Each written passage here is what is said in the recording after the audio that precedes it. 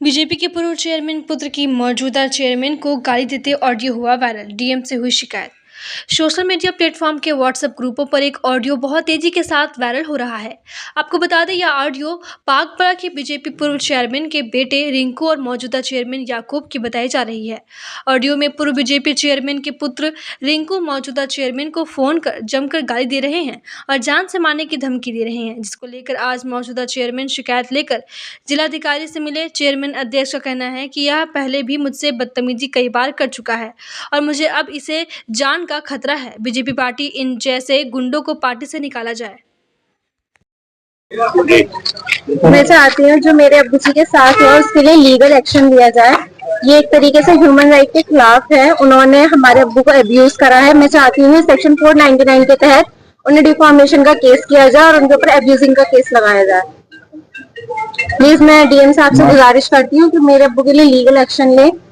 और इससे पहले भी वो हमारे साथ पहले भी बहुत कुछ कर चुके हैं, पर हमने कभी उनके खिलाफ इस तरह प्रोसेस नहीं किया। पर अब हद पार हो गई है तो हम अब बर्दाश्त नहीं करेंगे। कौन कर चुके हैं? रिंकू चेयरमैन, एक्स चेयरमैन जो रह चुके हैं, पूर्व चेयरमैन। कोई रिपोर्ट दर्ज कराई आपने या आपके पापा ने? नहीं, पहले हमने कभी कोई रिपोर्ट दर्ज नहीं कराई, लेकिन अब उन्होंने हमारे अब्बू के ऊपर ये एक्शन लिया है तो अब तो हमें प्रोसेस लेना बनता है ना। लीगल एक्शन चाहते हैं हम। क्या वजह है, क्यों आपसे ये रंजिश करते हैं? उन्होंने हमारे अब्बू की रेपुटेशन पर हाथ उठाया है, उनको अब्यूज करा है ओपनली, फिर उसको ऑडियो को वायरल किया है। तो इसलिए हम चाहते हैं कि उनके खिलाफ लीगल एक्शन लिया जाए। क्या मामला है? आदाब, नमस्कार। आज हम डीएम साहब के पास आए हैं। हमारे साथ 9 तारीख में एक जो हमारे नगर पंचायत पागवाड़ा के पूर्व चेयरमैन हैं, उनके बेटे, उन्होंने बदतमीजी की थी, गाली गलौज की थी, अभद्र भाषा का प्रयोग किया था।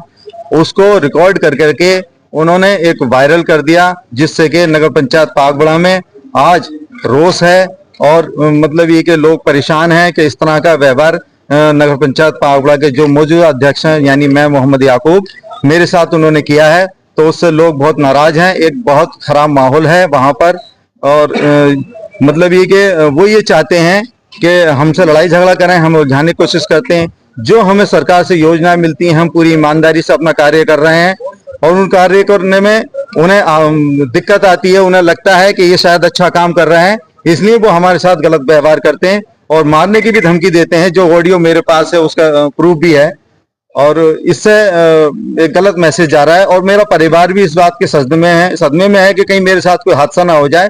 और आवाम भी मेरे साथ आई है, पागबड़े की आवाम भी चाहती है कि उस जैसे आपराधिक व्यक्ति पर अंकुश लगे और वो अपने जो है इस तरह की हरकतें ना करे और हम अपना काम शांति सुकून से करें। पूर्व में भी आपके साथ कोई तरह? हाँ, पूर्व में भी उन्होंने 1-2 बार मेरे साथ बदतमीजी की थी, फोन पे भी और वैसे भी, लेकिन मैंने रिकॉर्डिंग नहीं की। चलो वही कोई बात नहीं, लेकिन यह है कि अब इस तरह की चीजें बढ़ गई हैं तो मैं डीएम साहब के माध्यम से के पास आया हूं। उनसे अपनी बात रखने के लिए मेरा पूरा परिवार आया है और मुझे उम्मीद है कि मुझे न्याय मिलेगा, उनके खिलाफ सख्त सख्त कार्रवाई होगी और माननीय मुख्यमंत्री जी का जो भी हमें योजना इस गवर्नमेंट की हमें मिल रही है उसको हम काम करने का पूरा ईमानदारी से काम कर रहे हैं, जिससे उन्हें बहुत बड़ी तकलीफ है।